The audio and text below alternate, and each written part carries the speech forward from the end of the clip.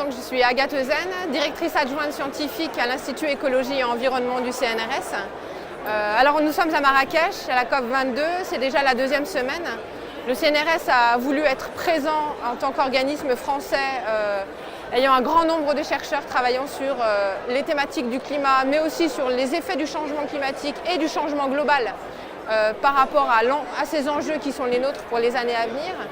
Et les scientifiques ont un rôle extrêmement important à jouer pour venir éclairer les décideurs, pour être à même de prendre les décisions qui soient les mieux adaptées par rapport aux situations dans lesquelles on se trouve, tant en s'appuyant sur les connaissances passées, sur les connaissances actuelles, mais également sur les connaissances à produire pour avoir une meilleure visibilité de ce vers quoi il faut tendre pour une société plus aimable.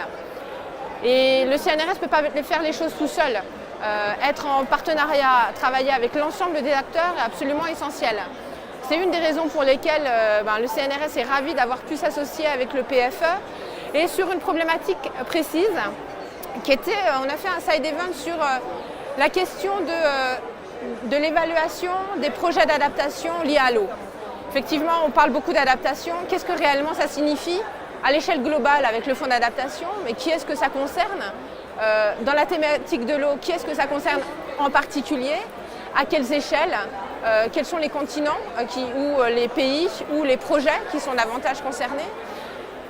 La thématique de l'eau, elle peut apparaître dans des projets d'adaptation qui relèvent de l'agriculture, de l'alimentation, donc d'autres domaines qui sont aussi à prendre en considération, dans le domaine de la santé également. Et donc il s'agissait d'identifier les différents indicateurs utilisés par le fonds d'adaptation, par exemple, ou les grandes organisations qui sont accréditées pour évaluer les projets, pour les rendre éligibles, pour bénéficier d'un financement, et ensuite, une fois qu'ils sont éligibles, pour pouvoir évaluer la progression par rapport aux objectifs qui sont donnés. Alors, on avait un panel très diversifié qui nous a permis de montrer, avec des exemples un peu précis, la difficulté finalement d'avoir une vision des indicateurs trop universels. On a des indicateurs qui sont nécessaires à l'échelle globale, mais on nécessite aussi d'avoir des indicateurs qui sont à l'échelle complètement locale. C'est-à-dire que les connaissances, elles sont non seulement générales, produites par des scientifiques de façon globale par exemple, mais aussi de les associer à des informations et des connaissances qui sont produites par les porteurs de projets et par les acteurs locaux. Donc la connaissance empirique est elle aussi extrêmement importante.